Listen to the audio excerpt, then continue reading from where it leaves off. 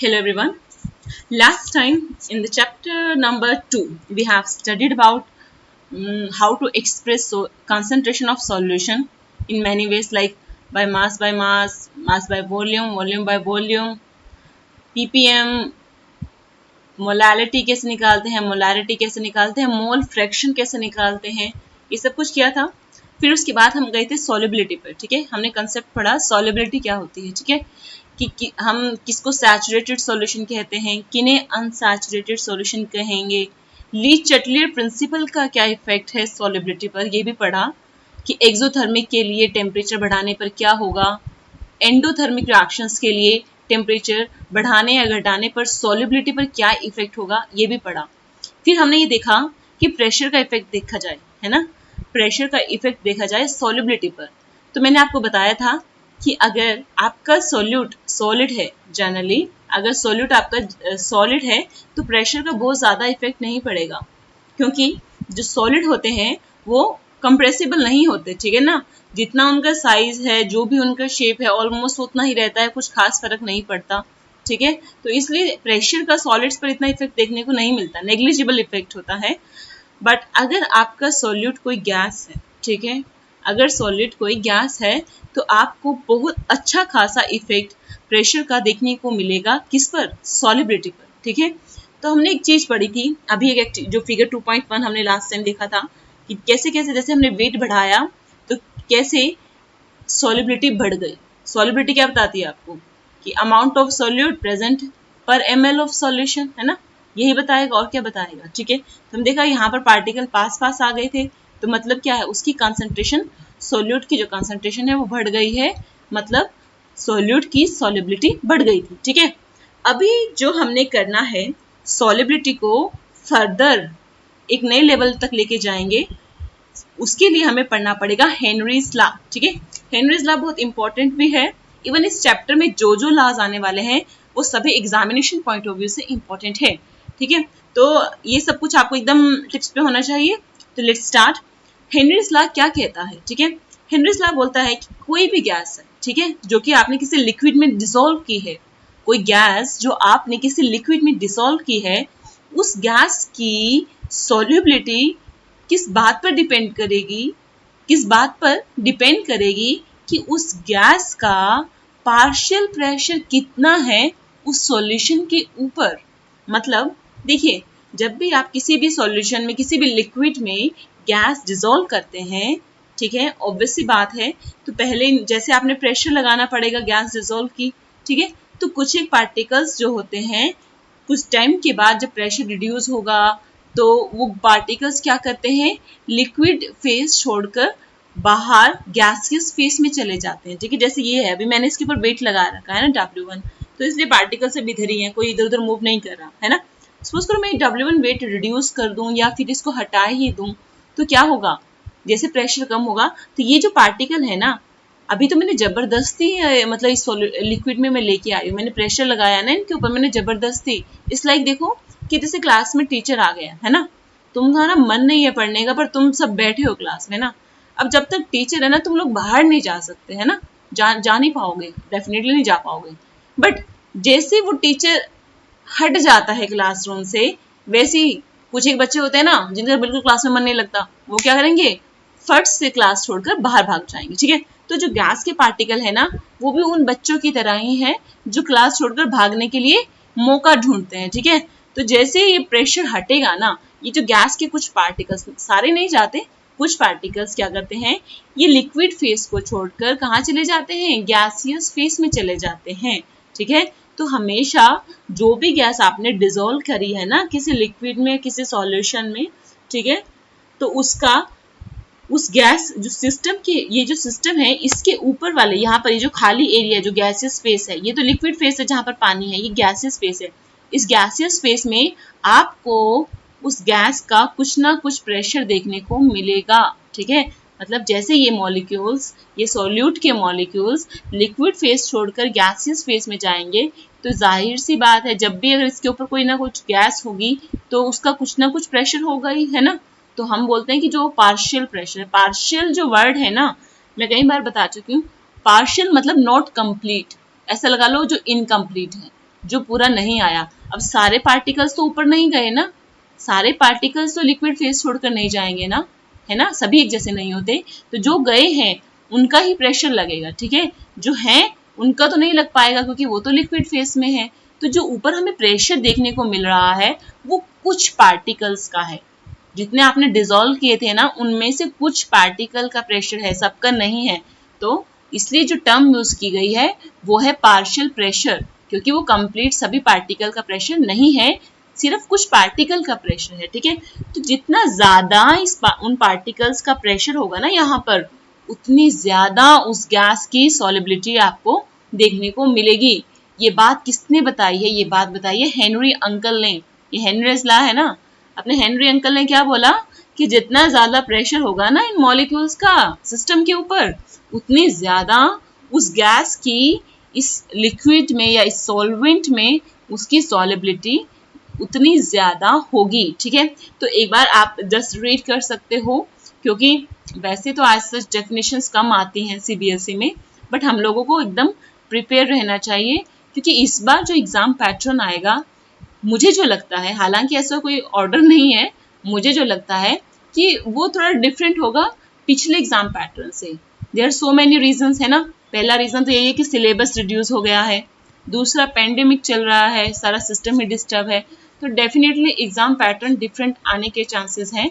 Syllabus तो यही रहेगा, पैटर्न डिफरेंट हो सकता है कुछ। वन मोर थिंग, मैंने आपको बताया था कि सिलेबस रिड्यूस हो गया है, तो फर्स्ट चैप्टर में जो हमने इतनी मेहनत की है ना, किसके ऊपर हमने जो पढ़ी है ना, इलेक्ट्रिकल प्रॉपर्टीज और मैग्नेटिक प्रॉपर्टीज ऑफ सॉलिड्स, है ना। इलेक्ट्रिकल भी पढ़ी थी और मैग्नेटिक भी पढ़ी थी। इलेक्ट्रिकल में हमने पढ़ा था कि वो कंडक्टर, सेमीकंडक्टर, इंसुलेटर, और मैग्नेटिक में हमने वो 5 टाइप पढ़े थे, डाया मैग्नेटिज्म, पैरा मैग्नेटिज्म, फेरो मैग्नेटिज्म, फेरी मैग्नेटिज्म, एंटी फेरो मैग्नेटिज्म, है ना। वो सब, और वो जो बैंड थ्योरी थी, ठीक है, वो सब रिमूव हो गया है। तो बहुत ज़्यादा दुख मुझे भी है, क्योंकि मैंने, I don't know, I can't tell you कि कितना आर्ट्स मुझे डिवोट करके एक वीडियो बनानी पड़ती है। पहले ये सब कुछ पॉइंट ऐड करने पड़ते हैं पीडीएफ में, अंडरलाइन करना। ये सिंपल पेन तो है नहीं, फटाफट से अंडरलाइन कर लिया, फटाफट से लिख दिया। मतलब कंप्यूटर में जो चीज़ हम हाथ से लाइक 2 मिनट में करते हैं ना, वो चीज़ मुझे यहाँ पे करने में 10 मिनट लग रहे हैं, ठीक है क्या। तो मुझे भी दुख है, तो but be positive, hope so कि वो किसी कम्पिटिटिव एग्जाम में आपके काम आ जाए, ठीक है। तो निराश नहीं होना है, पढ़ लिया है तो पढ़ लिया है, बट ये याद रखना कि अब वो सीबीएसई का पार्ट नहीं है, ठीक है। तो इलेक्ट्रिकल और मैग्नेटिक प्रॉपर्टीज से ऊपर का जो है सिलेबस, वो सब है, वो सब है, उसमें से कुछ नहीं हटा सॉलिड स्टेट में से, बट वो जो बाकी का है वो रिमूव हो गया है। बाकी मैं चैप्टर वाइज चैप्टर आपको बताती जाऊंगी कि क्या इसमें से हट गया है। जैसे कि अभी इसमें से जो हटा है वो अभी आया नहीं है, धीरे धीरे आएगा, तो मैं बता दूंगी आपको कि ये अब नहीं है, ठीक है। फिलहाल ये जो टॉपिक है ये है सिलेबस का पार्ट, और हम इसको कर रहे हैं, ठीक है क्या ना।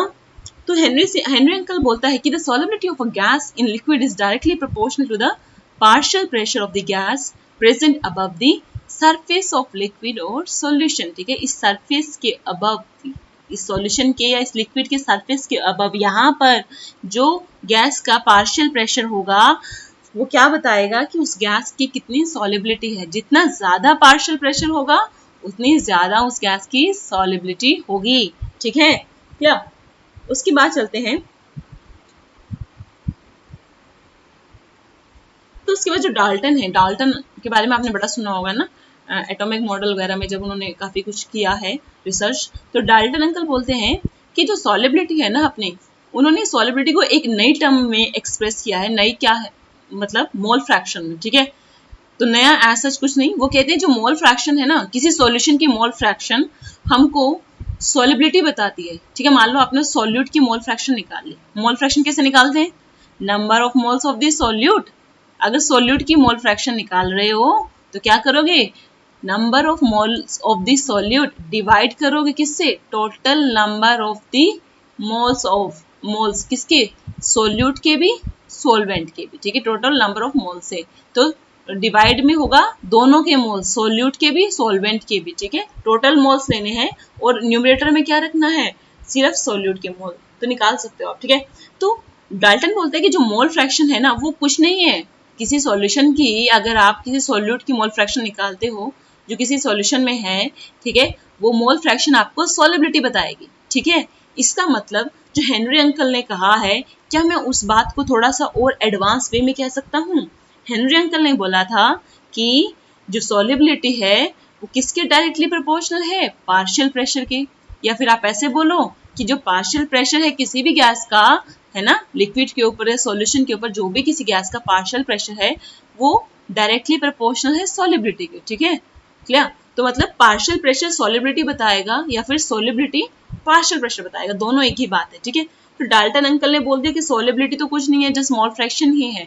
तो क्या हम बोल सकते हैं कि जो किसी भी गैस का पार्शियल प्रेशर मोल फ्रैक्शन के डायरेक्टली प्रोपोर्शनल होगा, है ना? हम बोल सकते हैं ना, क्योंकि मोल फ्रैक्शन तो कुछ नहीं है, मोल फ्रैक्शन क्या है? सॉल्युबिलिटी ही है। और हेनरी ने प्रूफ कर दिया था कि सॉल्युबिलिटी प्रेशर के डायरेक्टली प्रोपोर्शनल है, हेंस तो मोल फ्रैक्शन भी क्या होगा? प्रेशर के, पार्शियल प्रेशर के डायरेक्टली प्रोपोर्शनल होगा। ठीक है, तो जो ये मैंने ग्रीन बॉक्स में इसको थोड़ा इंसर्कल किया है, तो ये किसकी है? देखो, ये है आपका कंबाइंड इक्वेशन है। किसकी कंबाइंड इक्वेशन? एक बात जो हेनरी अंकल ने कही है, दूसरी बात जो डाल्टन अंकल ने बोली है कि हेनरी अंकल ने बोला था कि प्रेशर जो है, पार्शियल प्रेशर डायरेक्टली प्रोपोर्शनल है सॉल्युबिलिटी के, और डाल्टन अंकल ने बोल दिया कि सॉल्युबिलिटी क्या है? मोल फ्रैक्शन ही तो है। तो यहाँ पर देखो, P जो था वो x is your mole fraction के डायरेक्टली प्रोपोर्शनल दिख रहा है। वेयर KH क्या है? ये है आपका कांस्टेंट ऑफ प्रोपोर्शनैलिटी। ठीक है, जब भी कोई चीज प्रोपोर्शनल होती है ना, उसको हम रिमूव करते हैं, इक्वल में लाते हैं, तो जाहिर सी बात है एक आपको कांस्टेंट से मल्टीप्लाई करना ही पड़ता है। ये आपने बहुत सी इक्वेशन में देखा होगा। तो KH क्या है? इस कांस्टेंट को हमने नाम दे दिया KH।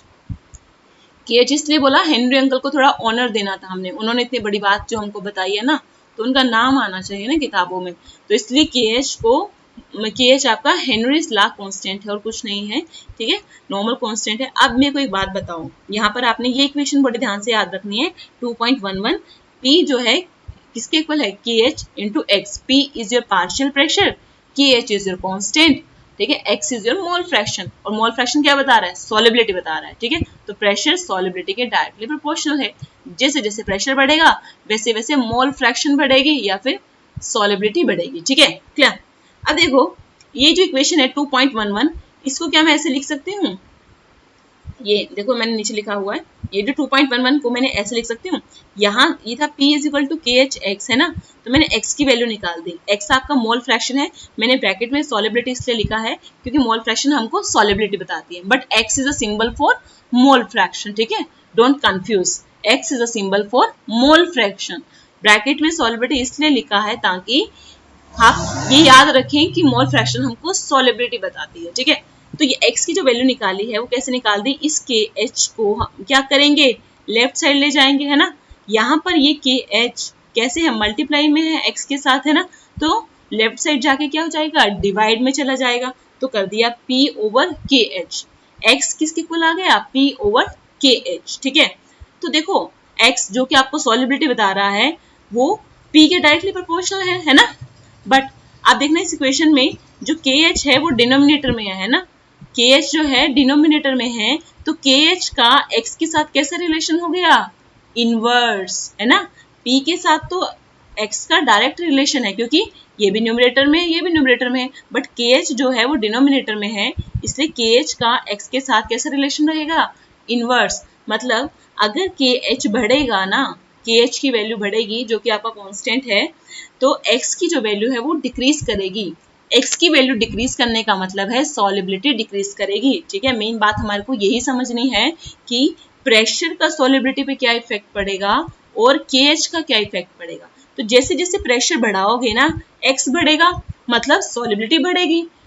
अगर KH बढ़ाया तो x क्या करेगा? घटेगा, डिक्रीज करेगा, तो सॉल्युबिलिटी मतलब डिक्रीज करेगी। ठीक है, क्लियर? तो अब ये बात हमको याद रखनी है। और KH किस पे डिपेंड करता है? KH की जो वैल्यू है वो डिपेंड करती है नेचर ऑफ गैस पे। ठीक है, हर गैस के लिए KH की वैल्यू डिफरेंट होती है। ठीक है, ये टेम्परेचर और प्रेशर पर डिपेंड नहीं करता, ये सिर्फ नेचर ऑफ गैस पर डिपेंड करता है। ठीक है, इसके बाद हम एक टेबल देख लेते हैं अगर आया। अच्छा, अभी देखो ये जो टेबल है, value of Henry's law constant for some selected gases in water, पानी में देखा गया इनकी वैल्यू। तो देखो हीलियम की वैल्यू है 144, है ना, हाइड्रोजन की है 69, ठीक है। तो आपको क्या लगता है, हीलियम ज्यादा सोल्यूबल होगी या हाइड्रोजन, है ना। अभी हमने पढ़ा क्या कि जिसकी KH की वैल्यू ज्यादा होती है उसकी X की वैल्यू कम हो गई। X मतलब आपकी जो मोल फ्रैक्शन है, मतलब सॉलिबिलिटी कम होगा। तो जिसका KH वैल्यू ज्यादा है, जैसे हीलियम की KH वैल्यू ज्यादा है हाइड्रोजन से, तो ये हमको बता रहा है कि हीलियम जो है वो कम सोल्यूबल है, लेस सोल्यूबल है as compare to hydrogen. Hydrogen की वैल्यू कम है बट सोलिबिलिटी ज्यादा है। तो KH के साथ सोलिबिलिटी का इनवर्स रिलेशन है, ऑलवेज रिमेंबर। फिर एक चीज हम हमेशा याद रखते हैं कि जो गैसेस की, तो प्रेशर पे हमने देख लिया इफेक्ट, प्रेशर का इफेक्ट हमने देख लिया। प्रेशर बढ़ाने पर गैसेस की जो सोलिबिलिटी है वो बढ़ती है, ठीक है। अब मैं बात करती हूँ टेम्परेचर की। क्या अगर टेम्परेचर बढ़ाया जाए, if increase temperature of the system, क्या सोलिबिलिटी ऑफ गैस इंक्रीज करेगा? तो हमारा आंसर है नहीं। सोलिबिलिटी जो गैस की है वो इंक्रीज करेगी अगर आप टेम्परेचर डिक्रीज कर दो, ठीक है। इसका मतलब क्या है, actually dissolution of gas, dissolution of gas मतलब गैस का डिसॉल्व होना, वो प्रोसेस जिसमें गैस हम डिसॉल्व कर रहे हैं, ठीक है, घोल रहे हैं किसी सॉल्यूशन में, किसी लिक्विड में। तो ये जो प्रोसेस होता है ये एक्सोथर्मिक होता है। एक्सोथर्मिक मतलब इसमें हीट रिलीज हो रही है, ठीक है। और वो रिएक्शंस जिसमें हीट रिलीज होती है, ठीक है, मैंने उसमें भी समझाया था जब हमारा सोल्यूट सॉलिड था। अगर रिएक्शन आपकी एक्सोथर्मिक है, हीट इवोल्व हो रही है और आप टेम्परेचर रेज कर रहे हो, तो आप सिस्टम को स्टेबलाइज कर रहे हो, डिस्टेबलाइज कर रहे हो। पहले हीट निकल रही है, पहले ही टेम्परेचर बहुत ज्यादा बढ़ रहा है, ठीक है ना, टेम्परेचर ऑलरेडी बढ़ रहा है, तुमने और बाहर से टेम्परेचर बढ़ा दिया, तो सिस्टम स्टेबलाइज होगा डिस्टेबलाइज होगा? डेफिनेटली डिस्टेबलाइज होगा, है ना, स्टेबल नहीं होगा सिस्टम, स्टेबल ऐसे नहीं होगा, क्योंकि पहले हीट निकल रही थी, पहले टेम्परेचर बढ़ रहा था और हमने और बढ़ा दिया, तो वो तो सिस्टम अनस्टेबल हो गया, ठीक है। इससे क्या होगा, अगर सिस्टम अनस्टेबल हो जाएगा तो सॉलिबिलिटी आपकी डिक्रीज कर जाएगी, ठीक है। तो जो डिसोल्यूशन ऑफ गैस है, जो ये प्रोसेस है, वो एक एक्सोथर्मिक प्रोसेस है जिसमें हीट रिलीज होता है, जिसकी वजह से क्या होगा, जो गैसेस की सॉलिबिलिटी है वो डिक्रीज करती है विद इंक्रीज इन टेम्परेचर, ठीक है। अगर टेम्परेचर में डिक्रीज करूं तो सिस्टम आपका स्टेबल हो जाएगा, सिस्टम आपका स्टेबल हो जाएगा अगर मैं टेम्परेचर डिक्रीज करूं, ठीक है। तो इस पे क्वेश्चन भी आता है कि व्हाई एक्वेटिक स्पीशीज जो है वो कोल्ड वाटर में कंफर्टेबल फील करती है as compare to hot water. क्योंकि अगर टेम्परेचर कम होता है किसी भी पानी का या किसी सॉल्वेंट का, तो वहां पर सॉलिबिलिटी जो गैस की है वो ज्यादा रहती है ना। ये हमने पढ़ लिया, अभी हमने पढ़ा है कि अगर टेम्परेचर बढ़ाएंगे तो गैस की सॉलिबिलिटी घटेगी, अगर टेम्परेचर डिक्रीज करेंगे तो गैस की सॉलिबिलिटी बढ़ेगी, ठीक है। तो अगर सॉलिबिलिटी आपने इंक्रीज करी तो सॉरी इंक्रीज करनी है तो टेम्परेचर डिक्रीज करेंगे, है ना। तो ये क्वेश्चन आता है कि एक्वेटिक जो स्पीशीज हैं why they feel comfortable in cold water rather than hot water. क्योंकि कोल्ड वाटर में जो गैसेस की सॉलिबिलिटी ज्यादा होती है, जैसे आपकी ऑक्सीजन गैस है, ठीक है ना, ये भी पानी में डिजोल्व होती है, बहुत ज्यादा नहीं बट कुछ एक्सटेंट तक ये डिजोल्व होती है, ठीक है। तो अगर पानी ठंडा है मतलब टेम्परेचर कम है तो ऑक्सीजन ज्यादा डिसोल्व होगी, ठीक है। उससे क्या होगा, पानी में अगर ज्यादा ऑक्सीजन रहेगा, ऑब्वियसली है जो एक्वेटिक स्पीशीज हैं उनको ज्यादा ऑक्सीजन मिलेगा, दे फील मोर कंफर्टेबल, है ना। अगर पानी जो है आपका उस पॉन्ड का या उस रिवर का पानी जो है वो वार्म है, गर्म है, ठीक है, तो क्या होगा, उस पानी में जो ऑक्सीजन की सॉलिबिलिटी है वो घट जाएगी, क्योंकि टेम्परेचर जो बढ़ गया है ना उससे सॉलिबिलिटी घट गई है, ठीक है। अब क्या होगा, अब पानी में ऑक्सीजन कम हो जाएगा, जो डिसॉल्व्ड ऑक्सीजन थी ना उसका अमाउंट पानी में कम हो जाएगा। इसकी वजह से एक्वेटिक स्पीशीज को उतना इनफ ऑक्सीजन नहीं मिलेगा जितना उनका रिक्वायरमेंट है, तो वो कंफर्टेबल फील नहीं करेंगी, ठीक है। तो हमेशा याद रखना, अगर आप गैसेस की सॉलिबिलिटी स्टडी कर रहे हो तो प्रेशर का क्या इफेक्ट है वो हमने देख लिया, प्रेशर बढ़ाने से सॉलिबिलिटी बढ़ रही है, बट टेम्परेचर का इफेक्ट डायरेक्ट नहीं है, इनडायरेक्ट है, इनवर्स रिलेशन है। अगर टेम्परेचर बढ़ाएंगे तो गैसेस की जो सॉलिबिलिटी है वो डिक्रीज कर जाएगी, और अगर टेम्परेचर डिक्रीज करेंगे तो गैसेस की सॉलिबिलिटी इंक्रीज कर जाएगी। ये इसलिए है क्योंकि जो डिसोल्यूशन ऑफ गैस है ये एक एक्सोथर्मिक प्रोसेस होता है। तो हमने ली चटले प्रिंसिपल आपको एक्सप्लेन करके बताया कि कैसे टेम्परेचर के साथ सॉलिबिलिटी अफेक्ट हो रही है, ठीक है। तो ये दोनों बातें आपको ध्यान रखनी है, ठीक है। अब हमने देखो 4-5 चीजें देख ली हैं। एक बार मैं इसको क्विक रिवीजन करा देती हूँ आपको। टेम्परेचर के साथ इफेक्ट देख लिया है ना गैसेस के केस में। प्रेशर के साथ भी इफेक्ट देख लिया है। तीसरा हमने इफेक्ट किसके साथ देखा है, हेनरी कांस्टेंट का, है ना। हम देखा ना हेनरी कांस्टेंट के साथ भी कैसा रिलेशन है, इनवर्स रिलेशन है। अगर हेनरी कांस्टेंट की वैल्यू ज्यादा होती है तो वो गैस ज्यादा सोल्यूबल नहीं होती। अगर हेनरी कांस्टेंट की वैल्यू कम होती है तो गैसेस जो है आपकी ज्यादा सोल्यूबल होती हैं, ठीक है। Now here's a numerical, you can see example 2.4। कुछ खास है नहीं पर फिर भी समझा देते हैं हम आपको। जो नाइट्रोजन गैस है वो bubble through water at 293 kelvin, ठीक है। टेम्परेचर पर हमने गैस जो है पानी में पास की है, बबल की है मतलब क्या, पास की है, ठीक है। How many millimoles of N2? How many millimoles of N2 gas would dissolve in 1 liter of water? आपको बताना है कितने मिलीमोल्स नाइट्रोजन के 1 लीटर पानी में डिसॉल्व हुए हैं।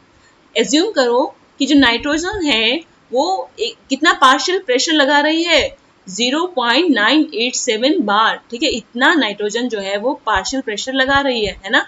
कोई भी चीज अगर आप पानी में डिसॉल्व करोगे, मैंने बताया था ना, तो कुछ मॉलिक्यूल्स बाहर चले जाते हैं लिक्विड फेज छोड़कर, है ना। वो जो मॉलिक्यूल बाहर चले गए ना वो प्रेशर लगाते हैं, है ना। तो सिमिलरली नाइट्रोजन के भी जो मॉलिक्यूल बाहर चले गए थे उन्होंने भी प्रेशर लगाया 0.987 बार का, ठीक है। अभी हेनरी कांस्टेंट की वैल्यू दे दी है। हेनरीज लॉ कांस्टेंट है आपका 76.48 किलो बार, ठीक है। ये बार में है, ये किलो बार में है, तो देख लेना किसको किस में कन्वर्ट करना है। अभी देख लेते हैं हम। देखो अभी वही वाली क्वेश्चन आ गई, 2 पॉइंट वही वाली हेनरीज लॉ वाली। x जो था वो क्या था, P/KH, है ना। P प्रेशर है पार्शियल और KH हेनरी कांस्टेंट है। तो हमने क्या किया, सबसे पहले मोल फ्रैक्शन निकाल ली नाइट्रोजन की, क्योंकि हमें प्रेशर भी गिवन था और हेनरी कांस्टेंट भी गिवन था, ठीक है। अभी देखो इसने क्या किया है, 0.987 बार एंड 70, हाँ देखो इसने किलो बार को बार में चेंज कर लिया यहाँ पे, ठीक है। 1000 से मल्टीप्लाई कर देना, दैट्स इट।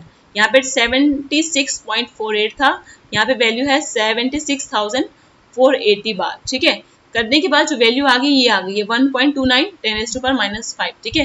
कैलकुलेशन भी इंपॉर्टेंट है। अगर तुमने यहीं पर ही मतलब तुमको कैलकुलेशन ही करने ना आती, तुमने गलत वैल्यू निकाल दी तो पूरा न्यूमेरिकल गलत हो जाएगा, ठीक है। तो कैलकुलेशन थोड़ा स्पीडी होना चाहिए और करेक्ट होना चाहिए, एक्यूरेट होना चाहिए, ठीक है।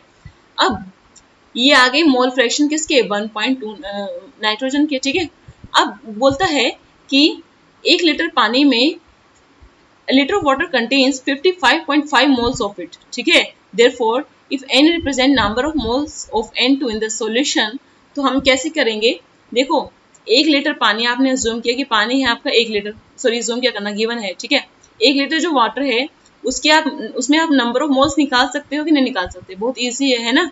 नंबर ऑफ मोल्स निकालने के लिए क्या करना पड़ता है, weight in grams over molecular mass. तो करके देख लो, 1000 इसको लीटर को ग्राम में चेंज कर लेना by multiplying by density of water, ठीक है। कुछ 998 आ जाएगा, उसको 18 से डिवाइड कर देना, ठीक है, क्योंकि 18 क्या है, मोलर मास है वाटर का, ठीक है। ये आपको बेसिक जो है ना 11th में हम पढ़ चुके हैं वैसे, पर ये जो चीजें हैं इसका मतलब बड़ा फ्रिक्वेंटली यूज होने वाला है इस चैप्टर में।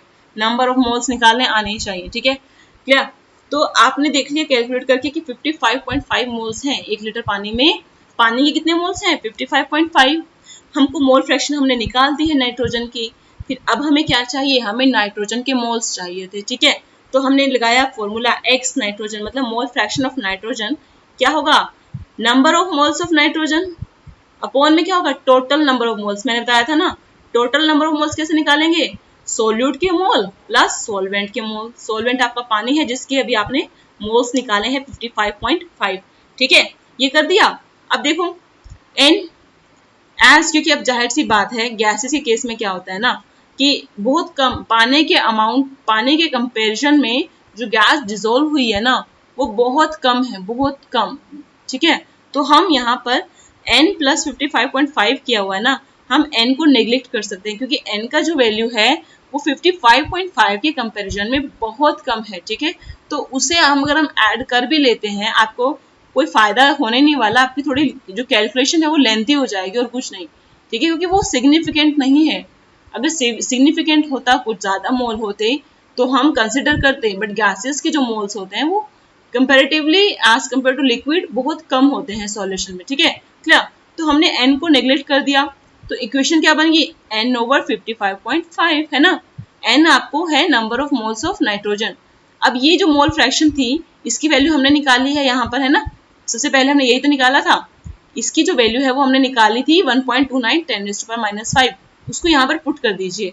पुट करने के बाद आप क्या करोगे, ये 55.5 है, इधर डिवाइड में है, इधर जाके क्या हो जाएगा, मल्टीप्लाई में। देखो मल्टीप्लाई कर दिया, इससे क्या आ जाएगा आपके पास, n आ जाएगा। n is number of moles of nitrogen, ठीक है, ये निकाल दिया हमने, क्लियर।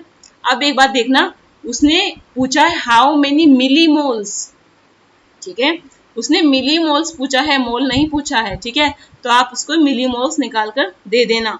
मिली मोल्स कैसे निकालोगे, 10⁻³ से मल्टीप्लाई कर देना, ठीक है क्लियर। ये आपने 10⁻³ जो कि आपका 1000 बनता है उससे मल्टीप्लाई कर दिया तो वैल्यू आ गई है 0.716 मिलीमोल।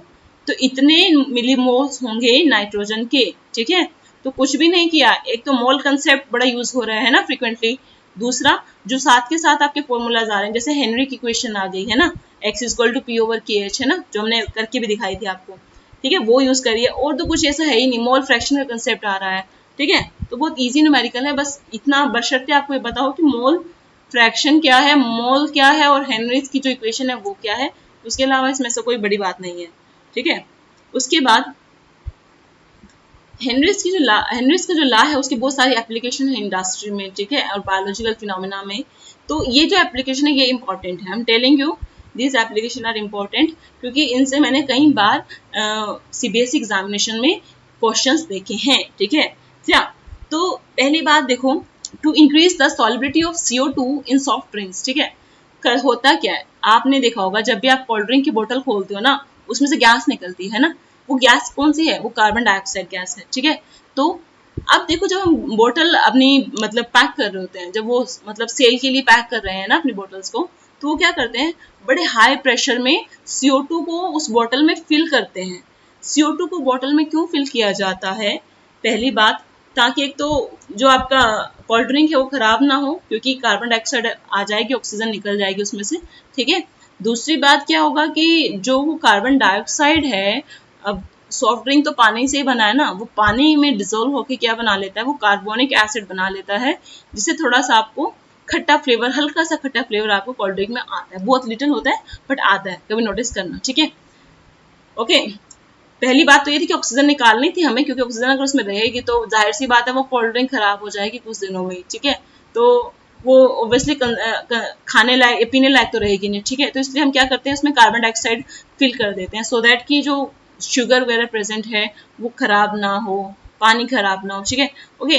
तो वो CO2 आपने सॉफ्ट ड्रिंक में डाली है ना, अब हमें ज्यादा अमाउंट डालना है, ठीक है। CO2 का क्या करना है, कोल्ड ड्रिंक में ज्यादा अमाउंट डालना है। अब CO2 उतनी ज्यादा सोल्यूबल तो है नहीं, ठीक है, पानी में। तो वो लोग क्या करते हैं कि वो प्रेशर ज्यादा लगाते हैं, CO2 पे प्रेशर ज्यादा लगाते हैं, सो दैट क्या हो, अगर प्रेशर ज्यादा होगा सोल्युबिलिटी बढ़ेगी। यही तो हेनरीज लॉ कहता है, प्रेशर डायरेक्टली प्रोपोर्शनल है सोल्युबिलिटी के। तो डाल्टन ने वही कह दिया था कि जो सोल्युबिलिटी होती है वो मोल फ्रैक्शन ही होती है और कुछ नहीं होता। तो प्रेशर डायरेक्टली प्रोपोर्शनल है सोल्युबिलिटी के। इस एप्लीकेशन से हम क्या करते हैं कि सॉफ्ट ड्रिंक में अच्छा खासा CO2 का अमाउंट फिल कर देते हैं जितने रिक्वायरमेंट होती है, ठीक है क्लियर। ये इसकी पहली एप्लीकेशन है। दूसरी एप्लीकेशन पे आ जाओ, स्कूबा डाइवर्स की। इस पे बड़ा क्वेश्चन आता है, सेकेंड एप्लीकेशन में बड़ी क्वेश्चन आते हैं कि बेंड्स की प्रॉब्लम क्या होती है, या स्कूबा डाइवर्स बेंड्स की प्रॉब्लम को कैसे मतलब कैसे उससे रिड पाते हैं, कैसे उसे छुटकारा मिलता है, क्या सॉल्यूशन है इसका, ठीक है। तो होता क्या है, मेरी बात सुनिए, आप एक चीज समझिए, जैसे आप जो ग्राउंड लेवल है ना, अपना जो प्लेन एरिया है ना, ग्राउंड लेवल है, अगर इससे आप ऊपर जाते हो, सी लेवल से बोल दो चाहे ग्राउंड लेवल से बोल दो, इससे जितना ज्यादा आप ऊपर जाओगे ना, ठीक है, ऊपर की तरफ जाओगे, ऊपर की तरफ जाते हुए प्रेशर आपका हमेशा कम होता है, ठीक है, प्रेशर क्या होगा, कम होगा। बट अगर आप सी लेवल से नीचे की तरफ जाओगे ना, तो प्रेशर हमेशा ज्यादा होता है, ठीक है। तो स्कूबा डाइवर्स क्या होता है आपको पता है ना, जो सी में डाइविंग करते हैं ना, ठीक है।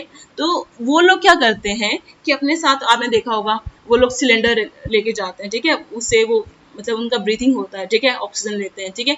अब वो जो सिलेंडर होता है ना, उसमें और भी गैसेस फिल होती हैं, जैसे हीलियम, नाइट्रोजन, ठीक है, अकेली ऑक्सीजन नहीं होती है, क्योंकि जनरली एटमॉस्फेयर में हर गैस प्रेजेंट है ना, तो जो एटमॉस्फेयर की कंपोजिशन होती है ना वैसी कंपोजिशन उसमें डाल के दी जाती है।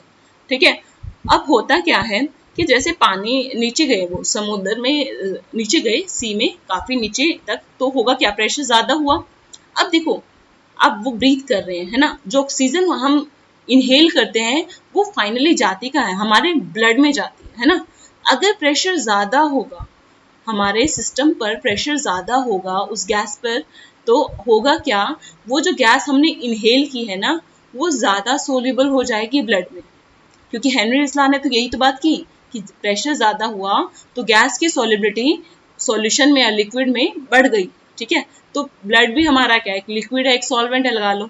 तो जो गैस हमने इनहेल करी थी ना वो उसकी सॉलिबिलिटी हमारे ब्लड में बढ़ गई है। ठीक है, ज्यादा ऑक्सीजन, ज्यादा नाइट्रोजन हमारे ब्लड में डिसॉल्व हो गया। ठीक है, अब क्या होता है, जब तक तो आप नीचे हो, डाइविंग कर रहे हो, कुछ कर रहे हो वहां पे, मतलब खेल रहे हो, घूम रहे हो, जो भी समुद्र के अंदर जो भी कर रहे हो एंजॉयमेंट, तब तक तो ठीक है।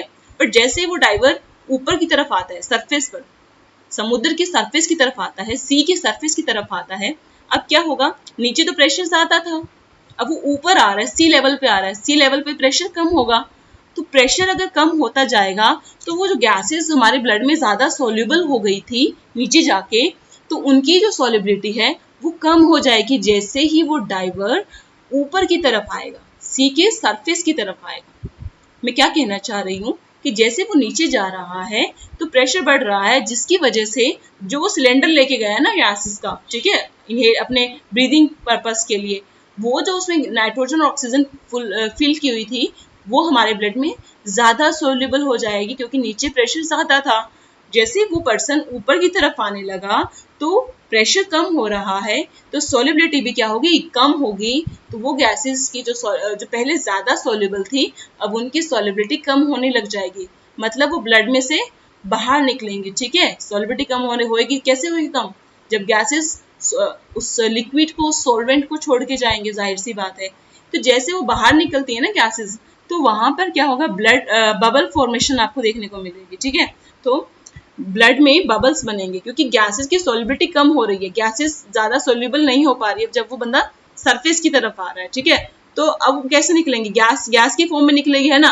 गैस जब गैस की फॉर्म में निकल रही है तो उस ब्लड में बबल बन रहे हैं। ठीक है, इस बबल से क्या होगा, ये जो बबल जो बन जाती है ये आपकी कैपिलरीज को ब्लॉक कर देते हैं। कैपिलरीज पता है ना आपको, थिन जो ब्लड वेसल्स होती हैं ना, जहां पर ट्रांसपोर्टेशन होता है गैसेस का। ठीक है, क्या, तो वो ब्लॉक हो जाएंगी, जिसकी वजह से एक प्रॉब्लम क्रिएट हो जाती है जिसे हम बोलते हैं बेंड्स। ठीक है, ये कुछ नहीं है, इससे मतलब आपको दर्द महसूस होगा मे बी। ठीक है, और ये आप मतलब एक किसी की बंदे के लिए ना डेंजरस होता है। ओके, तो स्कूबा डाइवर्स जो नीचे जा रहे थे अभी ऊपर आए हैं तो उनको ब्लड में बबल फॉर्मेशन हो गया है, जिसकी वजह से उनकी कैपिलरीज ब्लॉक हो गई हैं और इस प्रॉब्लम को हम बोलते हैं बेंड्स। ठीक है, तो बेंड्स की प्रॉब्लम स्कूबा डाइवर्स को आती थी।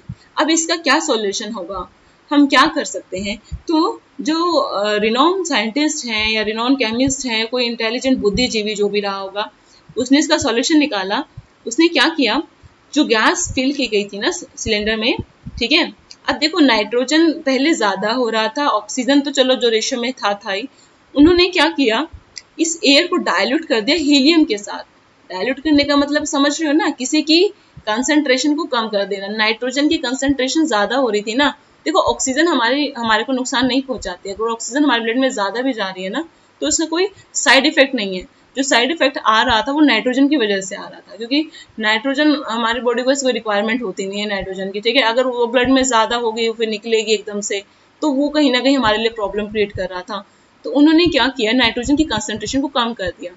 क्या कम कर दिया, अब और क्या डाला उन्होंने हीलियम डाल दिया। 11.7% हीलियम डाला, 56.2% नाइट्रोजन रखा और 32.1% ऑक्सीजन रखा। अब हीलियम क्यों डाला है, अब तुम देखोगे हीलियम का हेनरी कांस्टेंट, तुम नाइट्रोजन और हीलियम का हेनरी कांस्टेंट कंपेयर कर लो, आपको पता चल जाएगा कि हीलियम जो है वो बहुत कम सोल्यूबल है, ना के बराबर सोल्यूबल है पानी में। तो अगर प्रेशर ज्यादा भी लगता है ना नीचे जाके, तब भी हीलियम कुछ ज्यादा अमाउंट में सोल्यूबल नहीं हो पाती है ब्लड में। ठीक है, तब भी वो ब्लड में सोल्यूबल नहीं हो पाती है, बहुत ज्यादा नहीं हो पाती है, थोड़ी बहुत तो होगी ही।